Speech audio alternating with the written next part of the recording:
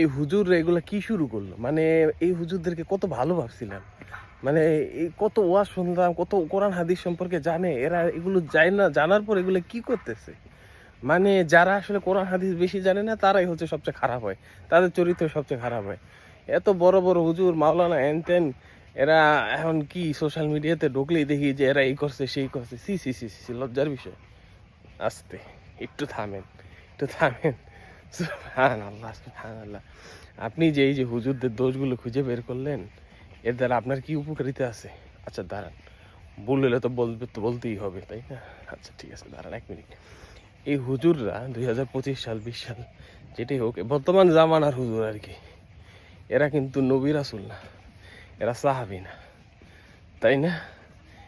এরা আমাদের সমাজে আমাদের মধ্যেই কিছু মানুষ যারা কোরআন হাদিস শিখেছে, সেই অনুপাতে আমল করার চেষ্টা করে, যতটুকু ভালো করে মানুষকে দাওয়াত দেয়, এভাবেই তাদের জীবনযাপন চলতেছে।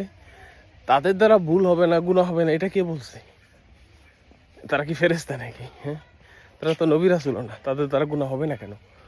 আমি যেই লেভেলে গুনাহ করতেছি আমার প্রতিদিনের লাইফে, তারা তো সারা বছরও এই পরিমাণ গুনাহ করে না।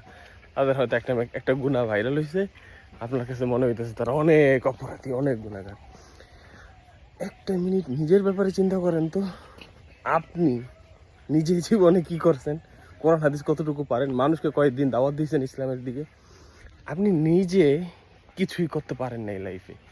আপনার গুনার ভার আর আপনার নেক আমল, দুইটা আপনি নিজে কম্পেয়ার করেন তো, কোনটা বেশি হবে মনে হয়? আর এই হুজুরদের জীবনগুলো দেখেন তো, তারা যেই পরিমাণ লক্ষ লক্ষ মানুষের দিনের দিকে অগ্রগামী করছে, নিজের দিনের দিকে নিয়ে আসছে, তারা যেই পরিমাণ নেক আমল করছে, আর তাদের যে গুনাহ, এই দুইটা দুইটা আপনি নিজেই কম্পেয়ার করেন। আপনি দেখেন যে কোনটা বেশি হবে, আর আপনার কোনটা বেশি হবে, গুনাহ না নেক আমল? হুজুরদের দোষ ত্রুটি, হুজুর হোক বা যেই হোক, আপনার মানুষের ভুল ত্রুটি গুনাহ এগুলো খুঁজে বেড়ায়া যাচাই বাছাই করে আপনি নিজের লাইফে কোনো উপকৃত হইতে পারবেন না। আপনি নিজে কিছুই হইবেন না আপনার, আপনি শুধু আলোচনা করতে পারবেন এরা ভালো না এরা খারাপ, এই সেই। আপনার লাইফে আপনি কিছুই করতে পারবেন না।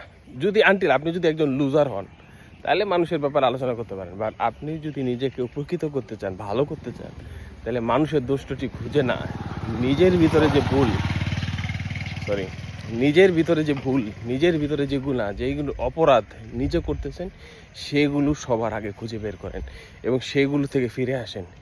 আপনার নিজেকে শুধরান, কোরআন হাদিস আপনি নিজে শিখেন, নিজে আমল করেন, নিজে আমল করে মানুষকে পারলে দুইটা কথা বলেন, নিজেকে সেভ করেন। মানুষের ভুল ত্রুটি দিয়ে আপনার কোনো কাজে আসবে না, কোনো লাভ হবে না। হুজুররা যে পরিমাণ অপরাধ গুনাহ করছে, তাতে বেশি নেক আমল করে ফেলছে, তাদের নেকের পালি ভারী হয়েই যাবে, কোন টেনশন নেই কা। তারা মানুষকে দিনের দাওয়াত দিতেছে, আল্লাহ তাদের ইমানের সহিত মৃত্যু দিবেই। একটা দুইটা ভুল এর গুনাহ হবেই মানুষের জীবনে। মানুষ ফেরেশতা না, মানুষের গুনাহ হবেই, ভুল হবেই। আর কয়টা গুনাহ আসলে সত্য না মিথ্যা, এটা কে যাচাই করছে? বিচারের মালিক আল্লাহ, আল্লাহ বিচার করবে। তাদের ভুল ত্রুটি যদি আল্লাহর কাছে ভুল ত্রুটি ক্ষমা দৃষ্টিতে আল্লাহ যদি ক্ষমা করে দেয়, তাহলে আপনার আমার কিছু করার আছে? আপনার আমার ক্ষমা হবে কিনা এটা নিয়ে চিন্তা করতে হবে, তাই না? আল্লাহ হেফাজত করুক আপনাকে এবং আমাকে। নিজেকে সেভ করেন, নিজেকে সেভ করেন। হালাল বক্সের একটাই উদ্দেশ্য যে আমি এবং আপনারা শুধু নিজেদের সেভ করার ব্যাপারে আলোচনা করি। আলহামদুলিল্লাহ, আলহামদুলিল্লাহ। আল্লাহ আপনাদেরকে কবুল করুক, হেদায়েতের উপর রাখুক। দোয়া করি, আমার জন্য দোয়া করবেন ইনশাআল্লাহ। মানুষের দোষ ত্রুটি খুঁজিয়ে না, এটা খুব খারাপ। ফি আমানিল্লাহ।